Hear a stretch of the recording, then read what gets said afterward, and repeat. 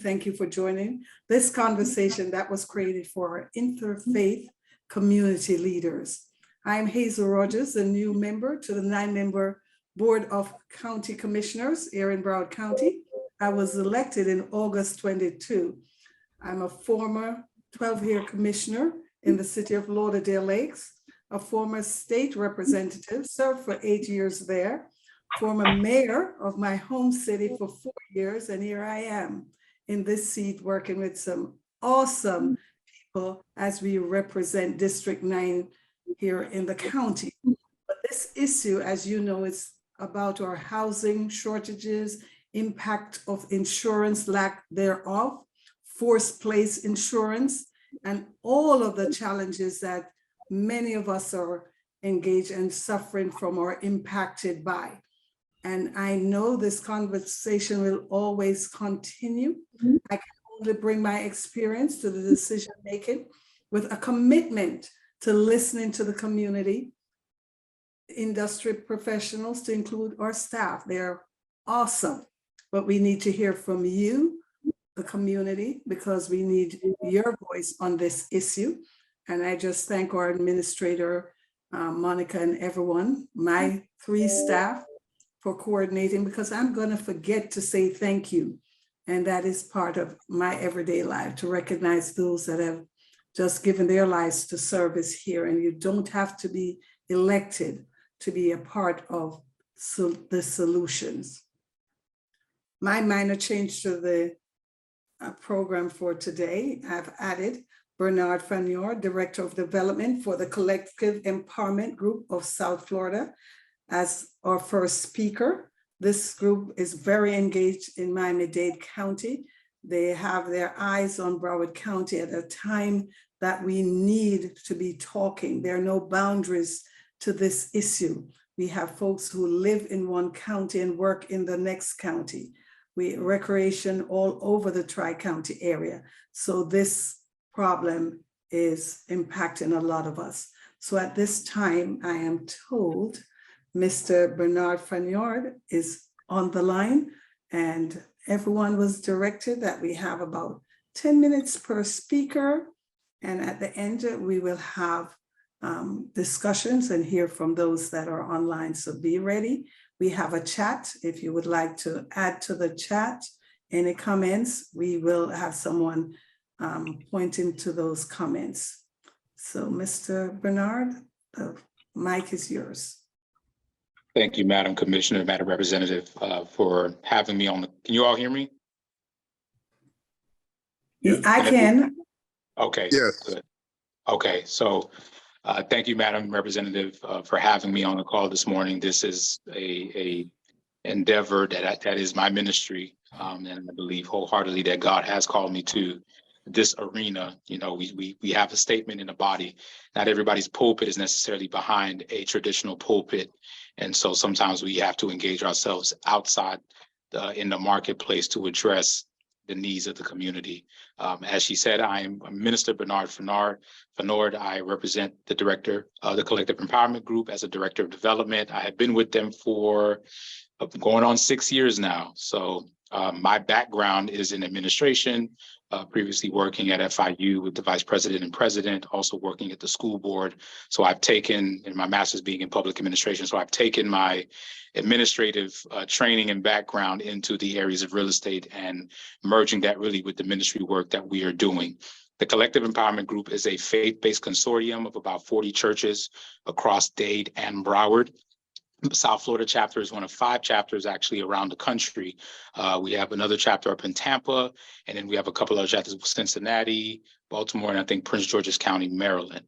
But specifically to our chapter, we were previously known as the Collective Banking Group. And the Collective Banking Group was created to raise awareness to the banking institutions in terms of their redlining practices and raising awareness, like, listen, you need the money that the churches are putting in their banks in every Monday and Tuesday.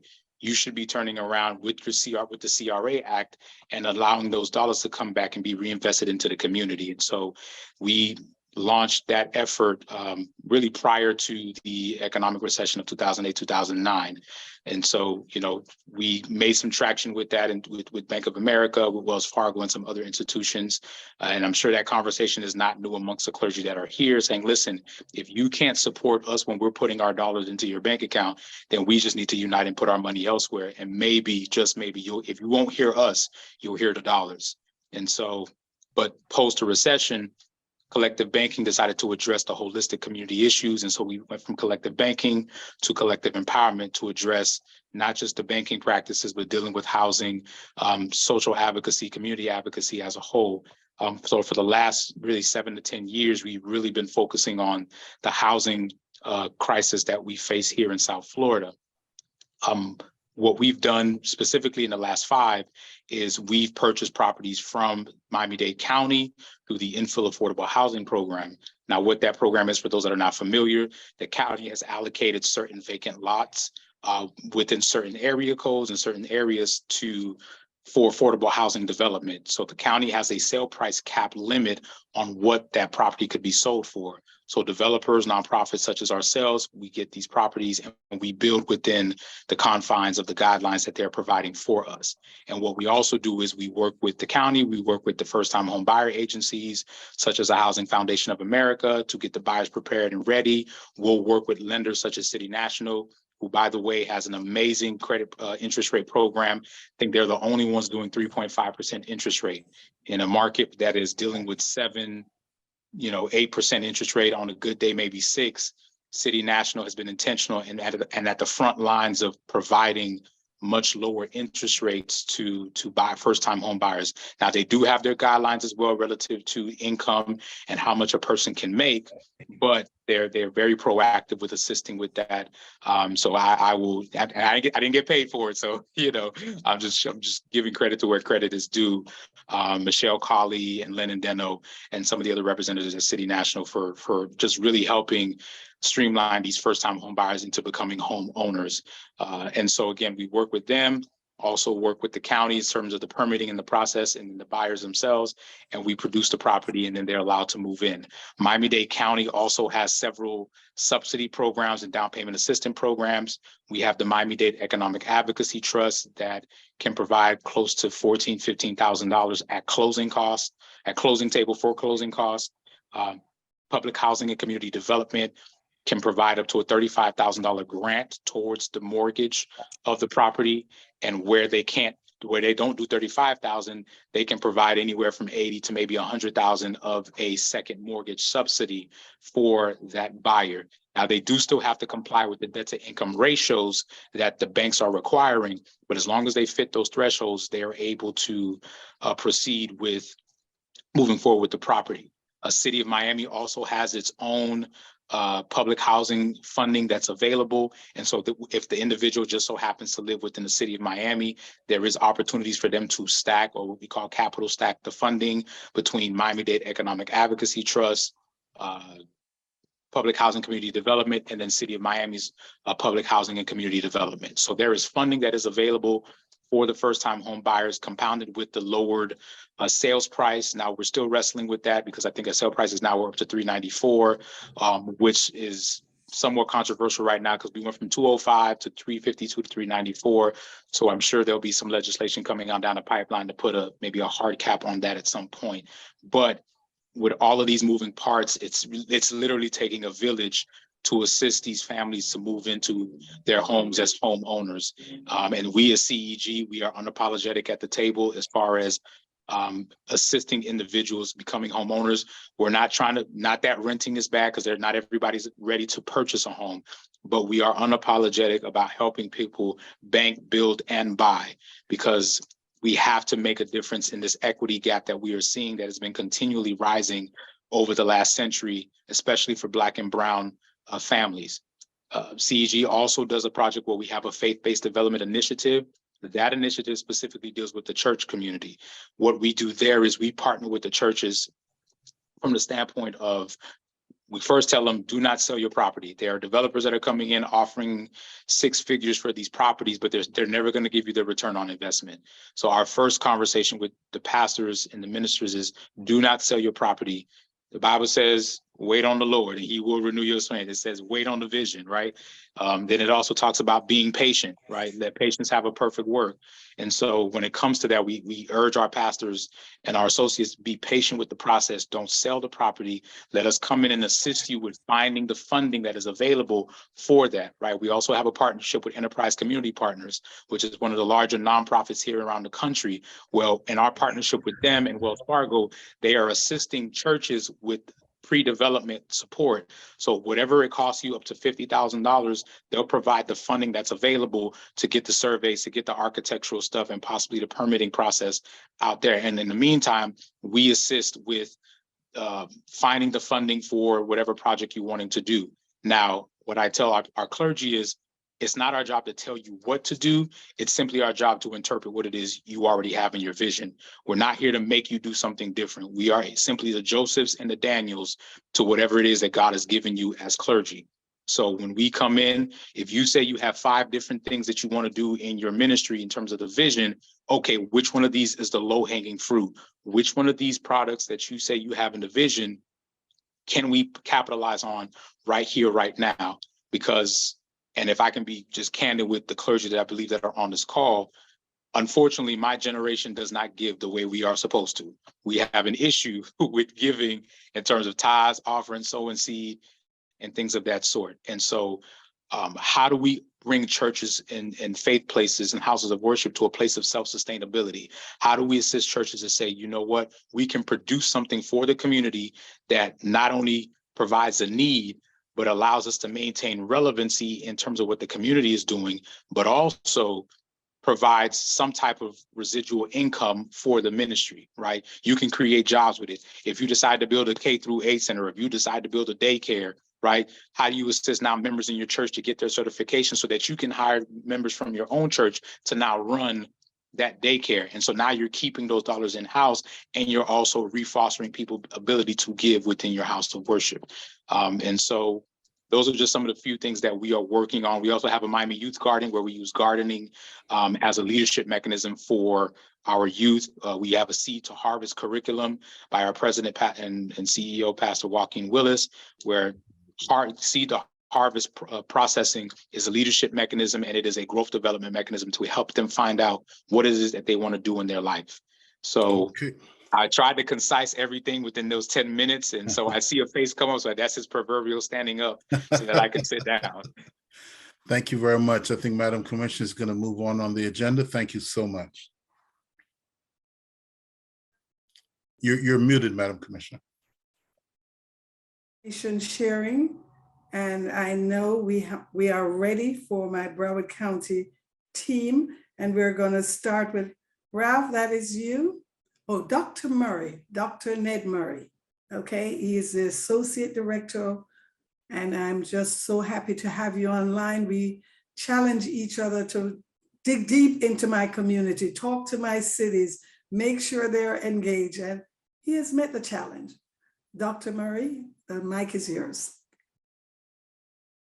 Get ready. Have to unmute. Yes. Well, yes. Good morning, everybody. Thank you, Commissioner. Glad to be here. I've got a brief, very brief PowerPoint on the screen. Is it sharing right now? Hello? It's sharing. Yes, Okay. we can see it. Okay. Just a brief overview of where we're at right now relative to the Affordable Housing Master Plan. We have made a number of presentations, including the interfaith community over the past 6 to 9 months. Ralph Stone and I have been busy going around the county, making different presentations to different groups, probably close to 60 or so right now. Let me just update you on a couple things and where we're at, and obviously want to be able to leave this more ample time for discussion in terms of where we're at in that process. We're getting very close, but just a reminder of what we're doing and how we got here. We're dealing with, as we've said all along, an unprecedented affordable housing crisis here in Broward County, as is other places south of us in Miami-Dade and north in Palm Beach and many other places. And so it's just cutting this broad spectrum of housing, of economic and social issues that are being impacted by that. What we're finding is that renter households are really becoming more and more, almost by the month, more vulnerable to the housing crisis. But a lot of that has to do with the fact that, of course, most of us are renters these days, particularly in our leading sectors, leisure and hospitality, healthcare, retail, and education, right down the line.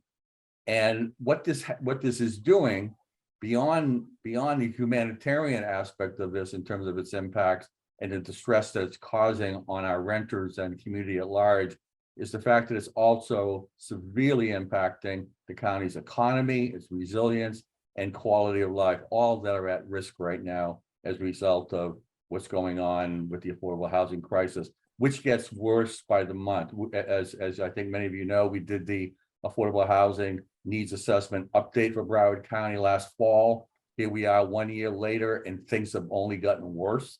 Home prices have gotten worse. We're tracking this as part of the master plan. As you can see, just in terms of home prices, both single family and townhome condos, going back to 2018, back when we thought we had a crisis then. Well, we've had a 67% increase since then in single family prices, 66% increase in condo prices. But the one that's really, really disturbing in terms of community distress, household distress, and economic distress is the fact that we have a 70% increase in rents and nearly a 40% increase in rents just over the past 2 years. So what's happening now is that if you are a renter in Broward County, you are probably a severely cost burden renter, which means that 50% or more of your income is going towards housing costs. That's distress. And that's obviously impacting the county in so many different ways and causing incredible distress, not only within our among households, but also within our communities as well. So what are we doing about it? Well, we know that because of the unprecedented nature of the housing crisis, there has to be a multi-layered policy solution because it's created such an imbalance and it's only getting worse and in the foreseeable future as well. So it's going to require a collective commitment, and not only of all our governments, all our 31 municipalities, but our employers, our institutions, our lenders, and actually all 1.9 million of our residents all need to be part of this plan and be part of the implementation and hopefully the beneficiaries of this. So that's the extent of it. And we have a number of issues that we've been addressing as well relative to the existing equities and disparities that have to be addressed.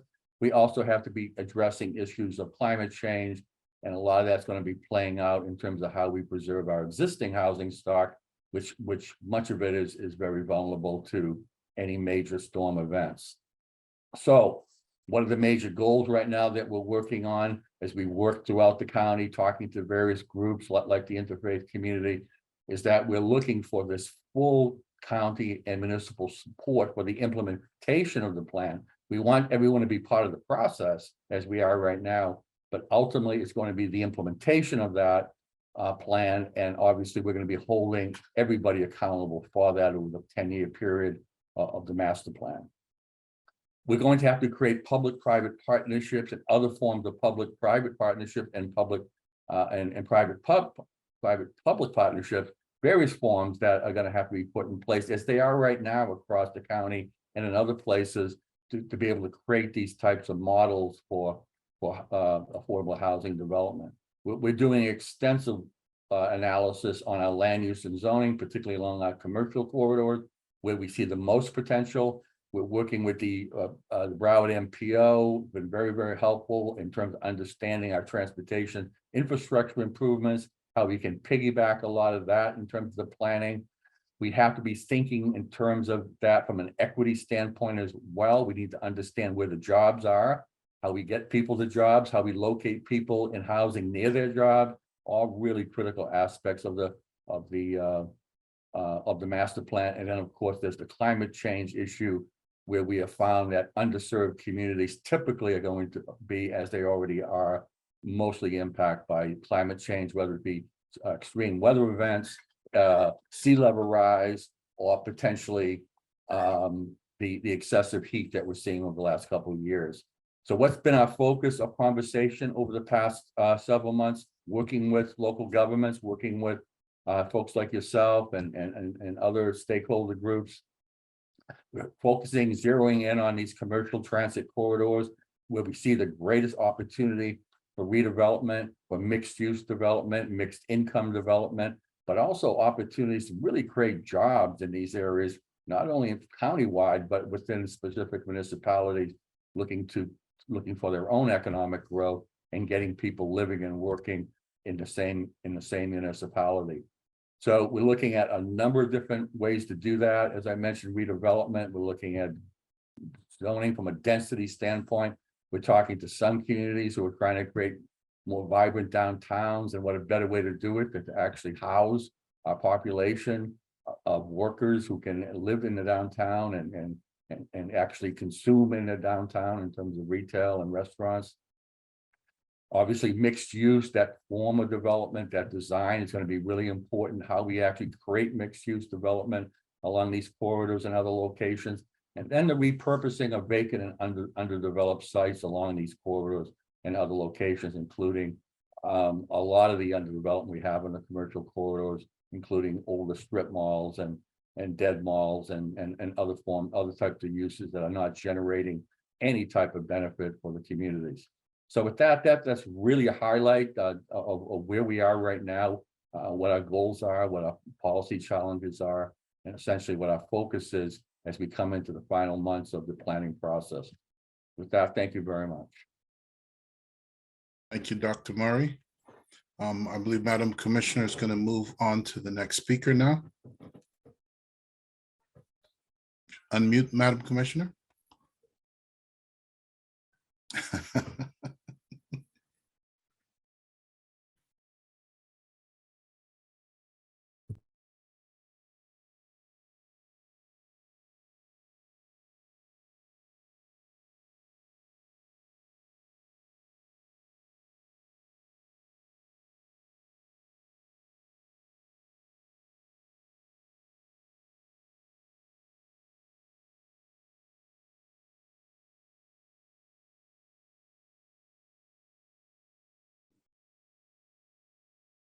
Ralph, I know that is you. Can you hear me?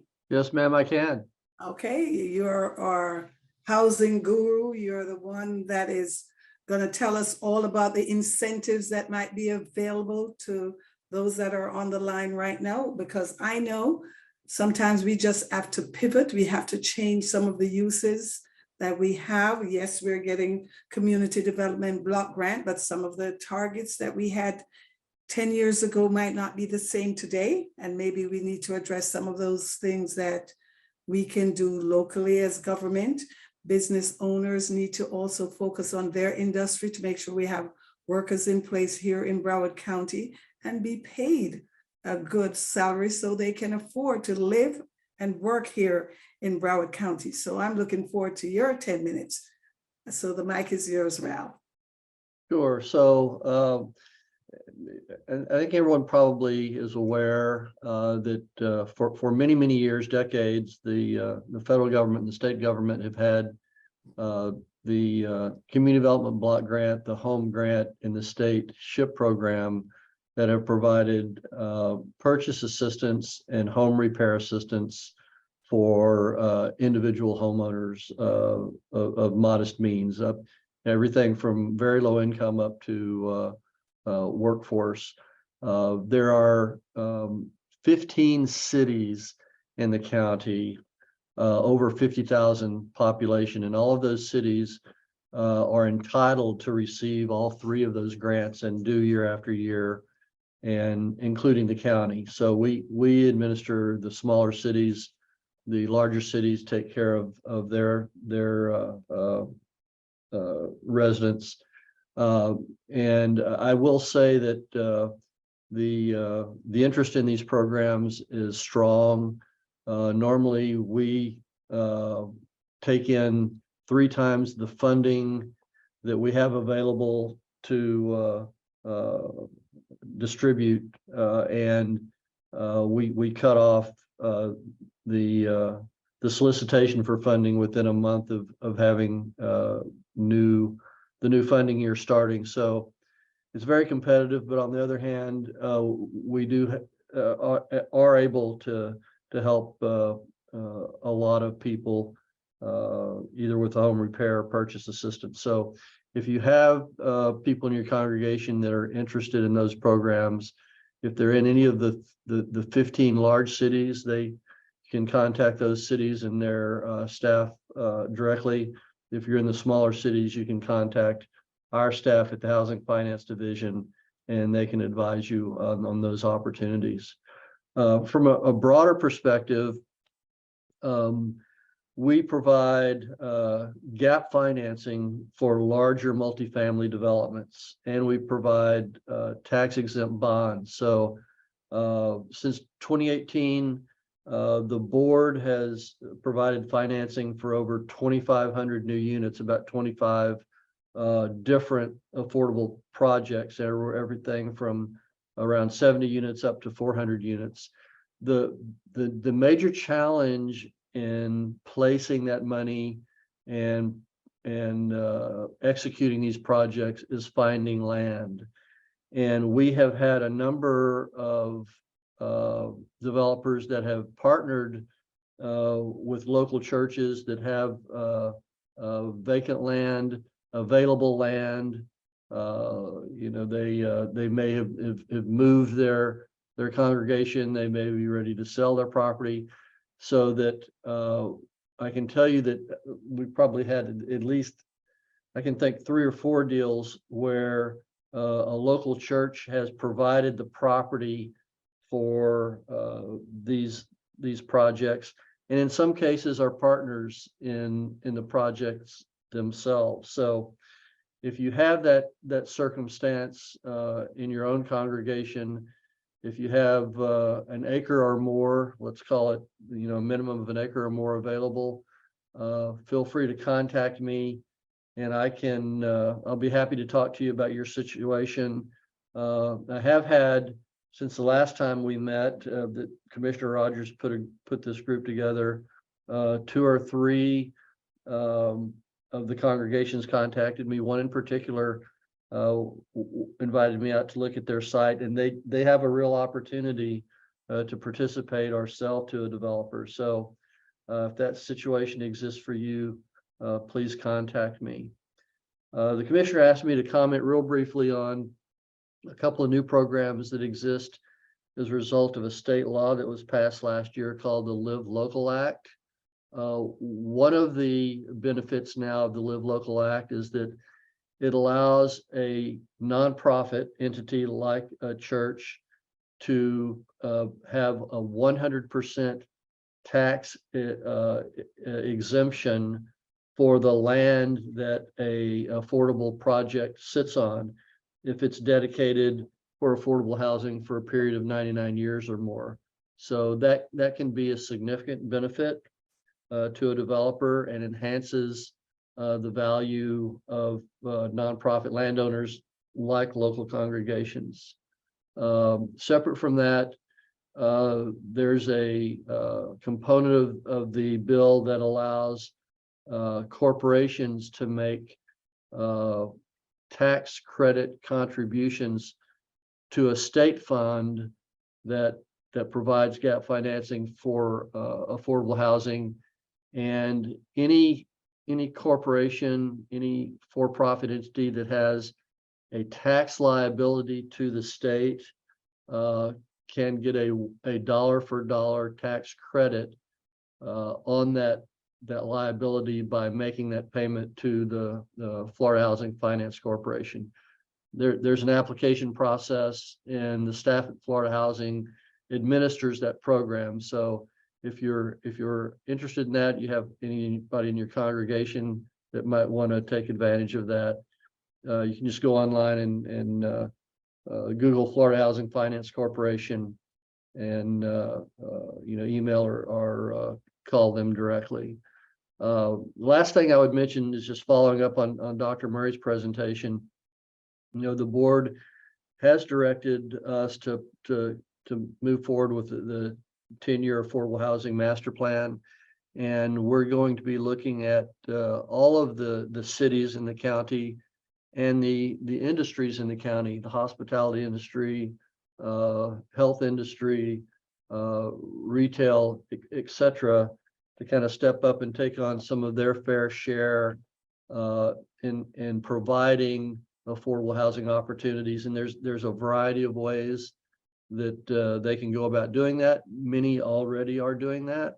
So we just wanted to alert all of y'all that this is a major priority by the Board of County Commissioners. And we just got off the phone, Dr. Murray and I, just before this call, with the Broward Alliance, one of the major business organizations in the county. And they are all in on understanding that affordable housing is in crisis proportions in the county. Recruiting and retaining employees is a real challenge. And there are programs that are going to evolve out of Dr. Murray's work that I think are going to add value and assist in tackling this problem shortly after the plan is vetted with the board, which is coming up next month. So I'll stop right there, Commissioner. And if anyone has any questions of me, I'd be happy to answer them. They can always contact me here at the office at rstone@broward.org, and I'd be happy to talk to anybody.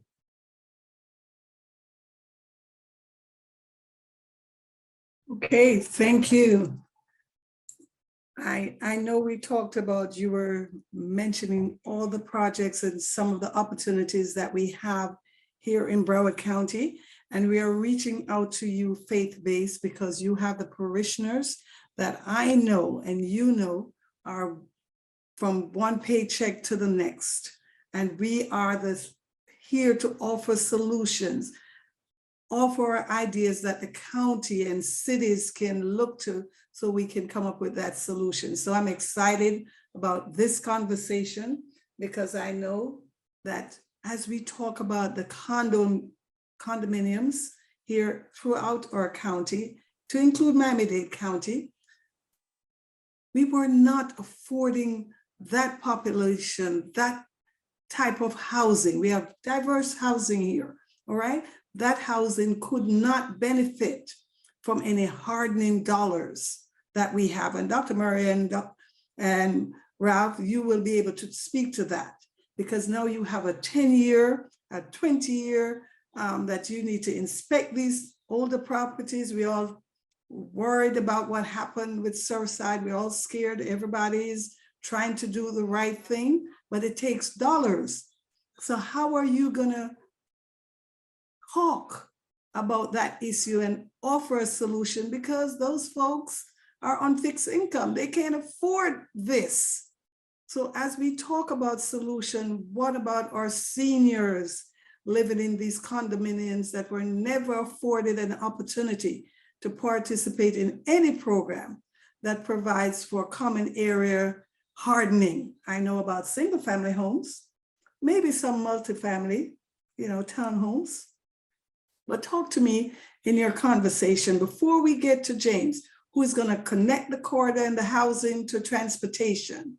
I would like for someone to, maybe that's you, Ralph, to talk about a solution for those seniors who are impacted right now that we're going to foreclose on and hope we can talk to the banks and sell those properties to or nonprofits who are really out to make sure we put people in homes.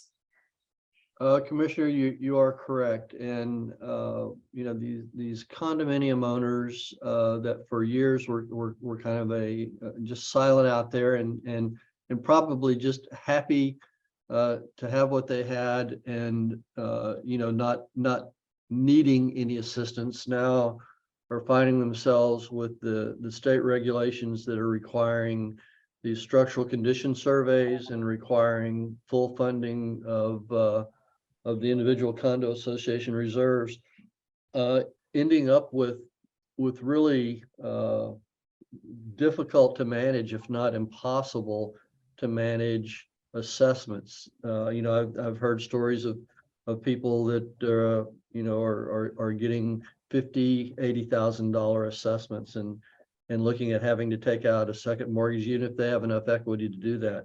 So historically, the funding that we have for home repair has not been easy to apply to condominiums. For example, we do roof repair, but if you think about how you sort out, and we only can provide the funding to those that qualify in their households being as low income. But when you have a roof that sits over the top of 10 units, or in the case of a high rise, maybe 50 or 100 units, how do you sort out how that individual property owner can possibly take advantage of any roof repair funding that might be available? It's almost impossible because you just can't apply the funding to a roof that's over so many common elements. And to a certain extent, same with windows, although they're a little easier to deal with, and sometimes with air conditioners. So we have been able to do assistance to condominiums in some limited ways with the existing funding. But I will say that what is coming at us, and as the commissioner indicated, is a wave of low-income condominium owners that just never expected this kind of financial impact on their lives. This is a statewide phenomenon. It's happened very fast. It's a result of legislation that's been imposed by the state. And, I have to say that over long periods of time, there has not been requirements to fully fund the reserves. There's not been requirements to do the structural condition survey. So when you have that kind of liberal, if you want to call it inspection and physical conditions that are allowed to persist, people tend not to take it head on. So we don't have the resources to take these enormous impacts on. We're looking forward to see what the state legislature may do this coming year, because it's come home to roost in every county in the state. So we know Miami-Dade is the only county in the state that has a special program that they generate about $50 million a year on. They've started assisting some limited condo owners in this regard. We don't have the benefit of that resource. And I know the Board of County Commissioners recently addressed this on the dais, and came to the conclusion that, we really need the state, the state resources to step in and really help us out of this mess. Madam Honorable, if I may. Go ahead. To Ralph, first of all, thank you for the work that you do. I know you and I have corresponded via email and chatted over the years, so I know you're working extensively with finding solutions for the community. So I thank you for that.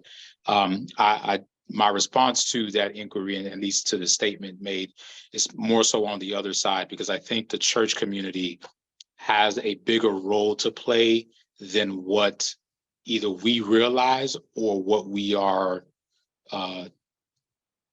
accessing resources for.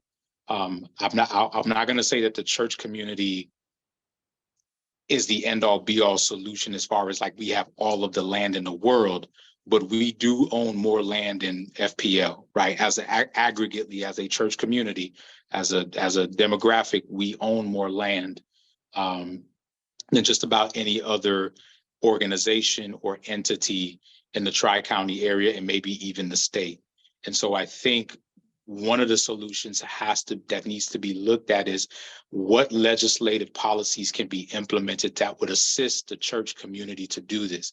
Because I don't think it's so much that even the ministries are not interested in doing it, but we also have to be careful to protect the ministries from their properties being taken from them, and also providing the necessary resources to help them, right?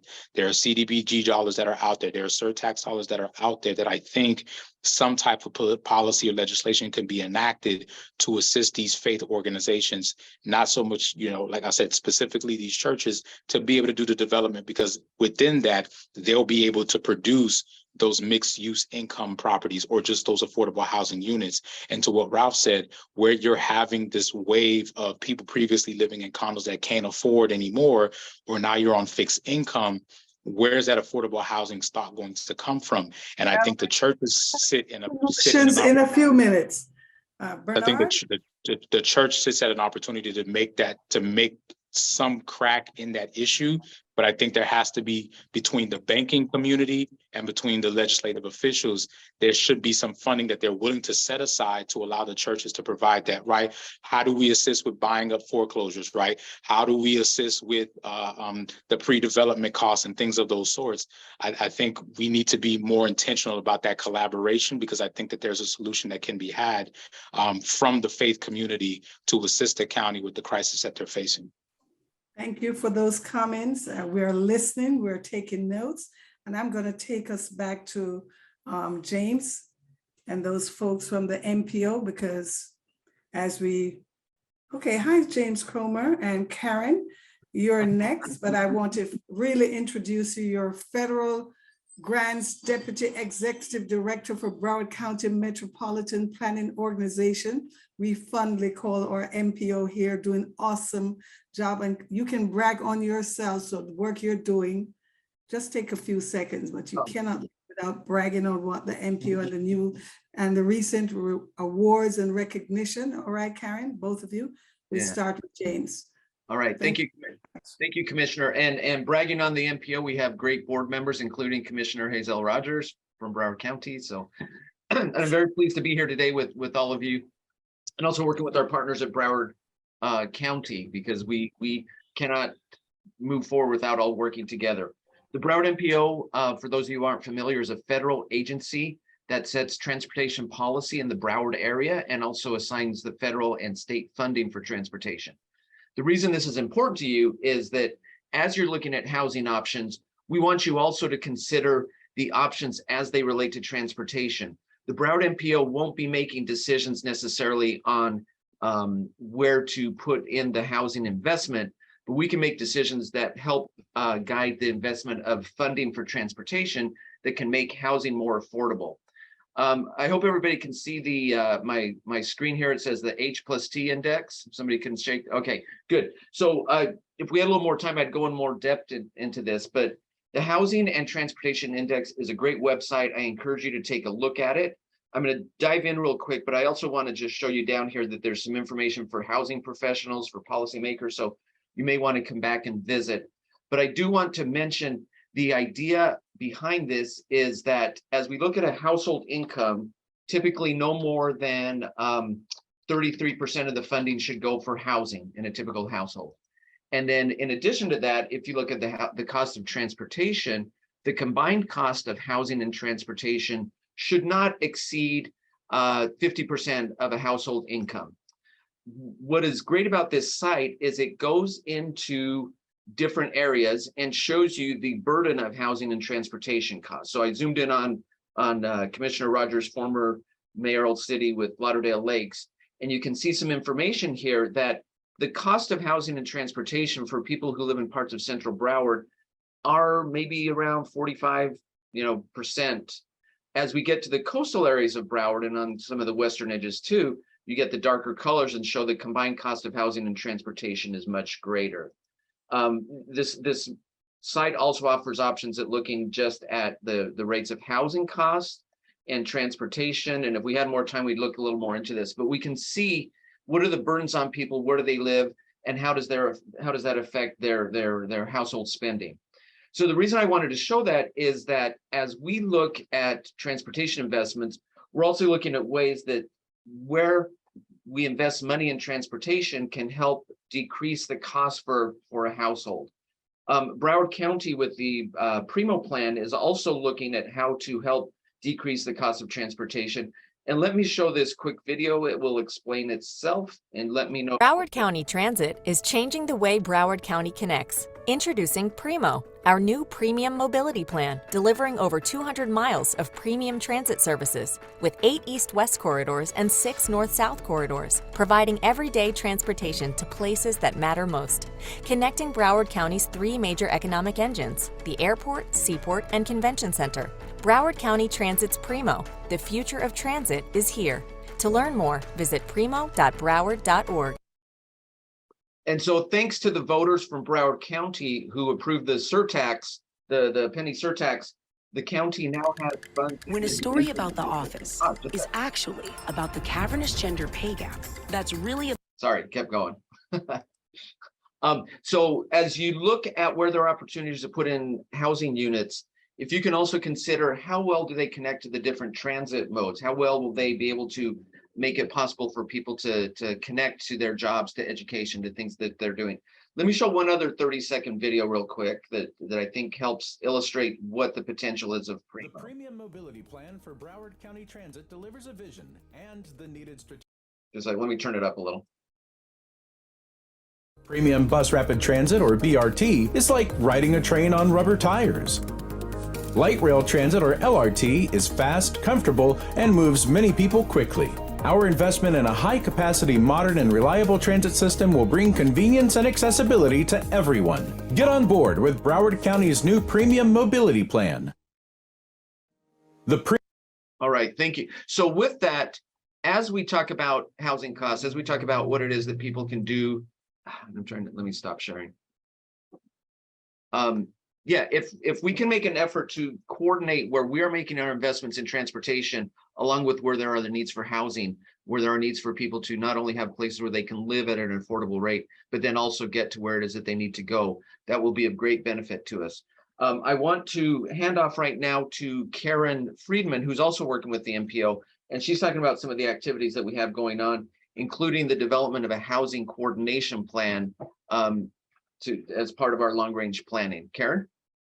Well, thank you, James, and thank you all for inviting us to participate in today's meeting. So I'll be very brief.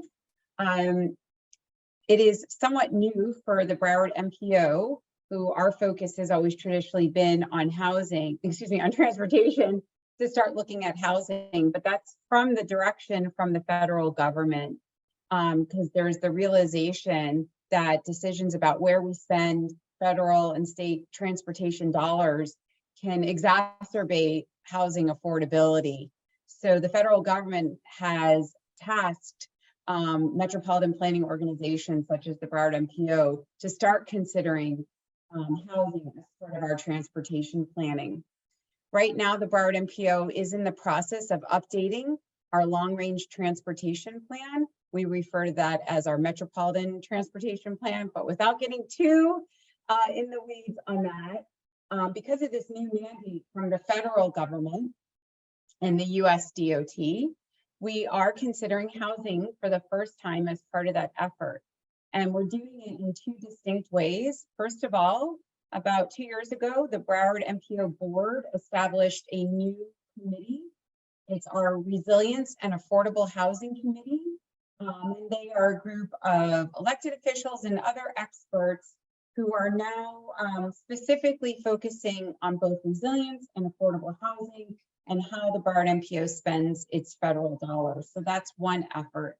And secondarily, we are looking at developing a housing coordination plan as part of our long-range transportation plan. And we're currently in the process of identifying what that housing coordination plan is going to look like.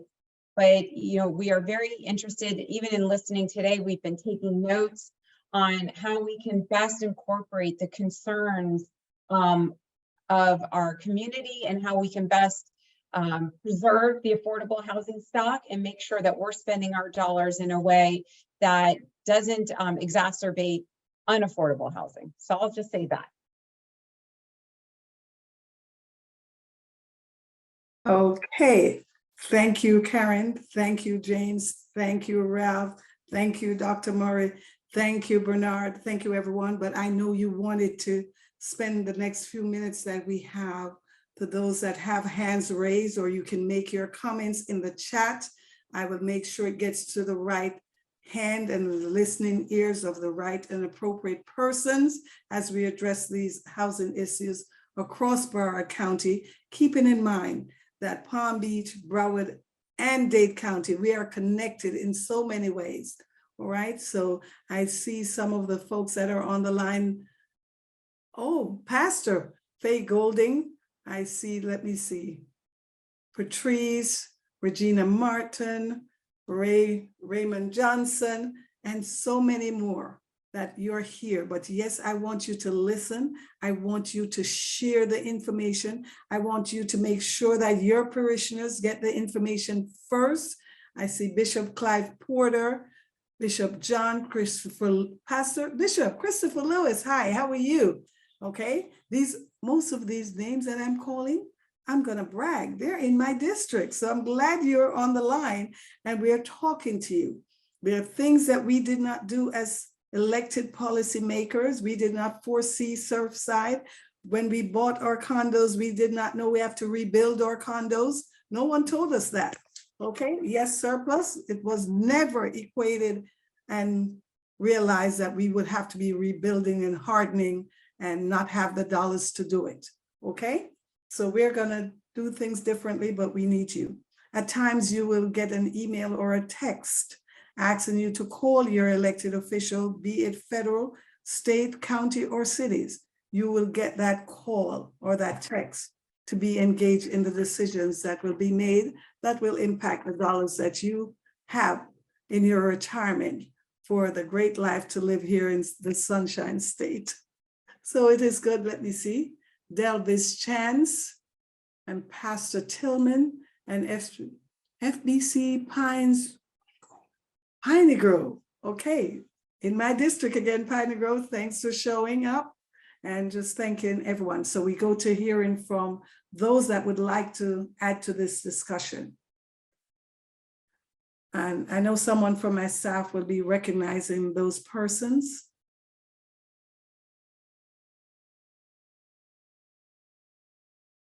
Madam Commissioner, we have Danny Aqua, who's going to say a few words. Okay, a minute, please. Very quick. Thank you so much for this. This is a passion of mine. I work with 50 Jewish day schools and many synagogues as well. You've been to some of our legislative breakfasts, and the teacher crisis has really affected us, and that's how I entered this world of affordable housing. So just for anyone on the call, if we have a school or a synagogue or someone that is really interested in doing a project, what would the next steps be? Who would we contact? Who would we talk through to look into a particular site or figure out next steps? Because it sounds like there are solutions and we just have to figure out how to put all the pieces together to make that work.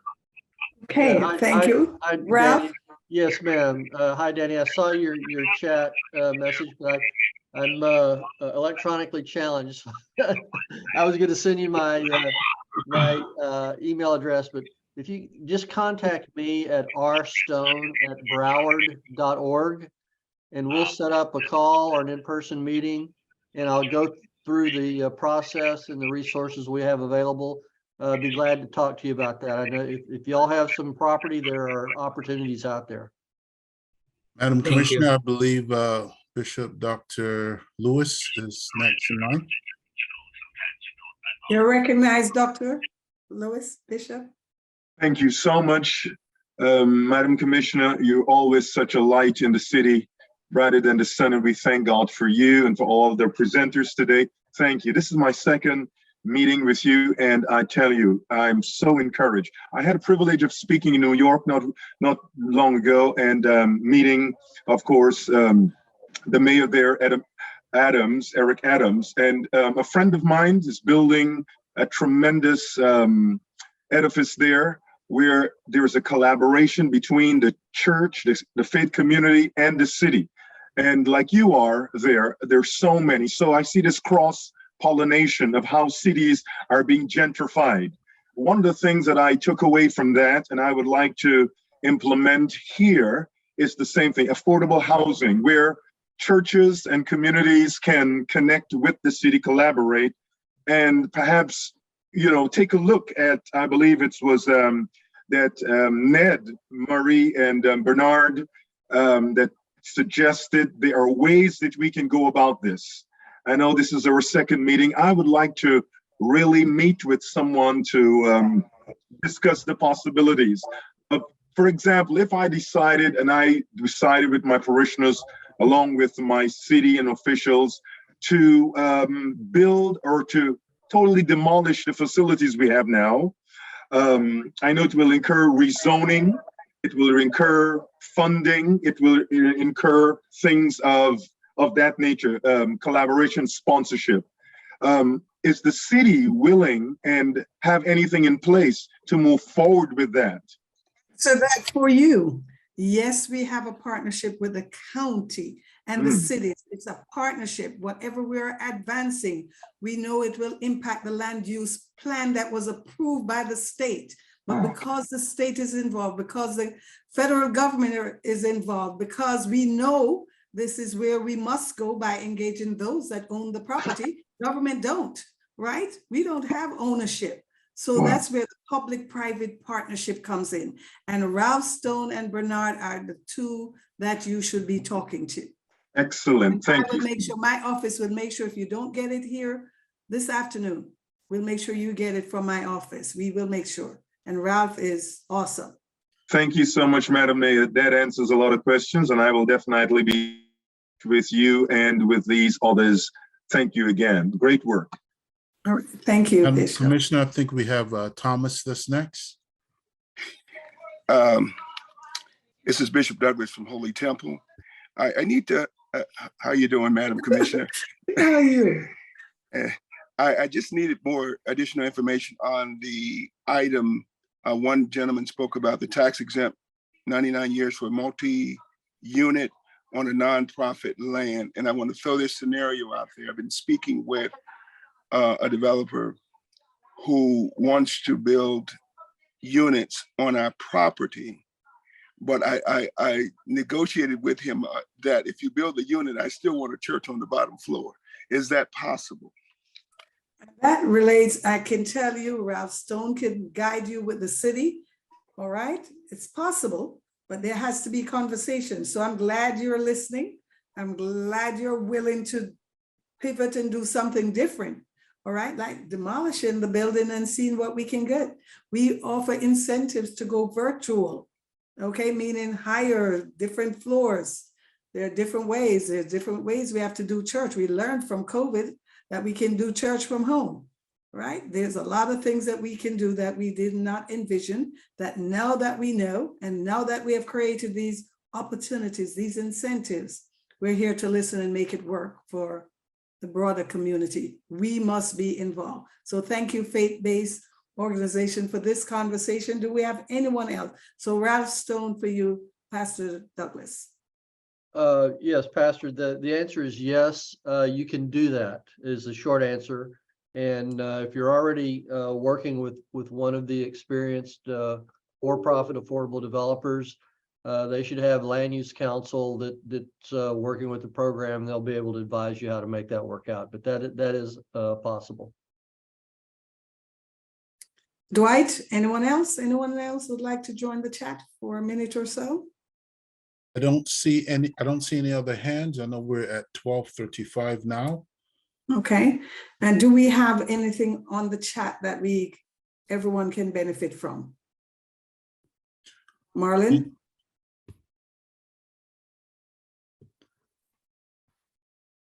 Go ahead, Dwight. We did put up the information for Minister Bernard Fernard, as well as Ralph Stone's email was placed on there.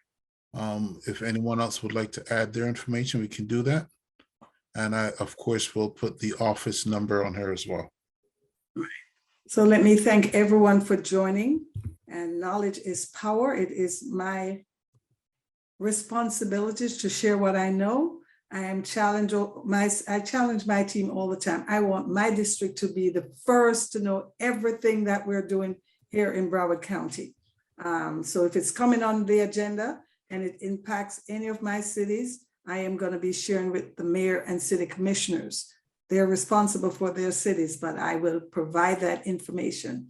So thank you for joining. Look out for texts and emails asking you to engage, asking you to call your elected official from local all the way up to federal whenever there's an issue that needs our voices. Thank you. And don't forget your banks. Keep reminding them to be engaged. Let them know you are and you want them to be engaged. And we want to do this as a unified process. So we benefit, all of us benefit. And at the end, God be praised because of what we have done. Thank you.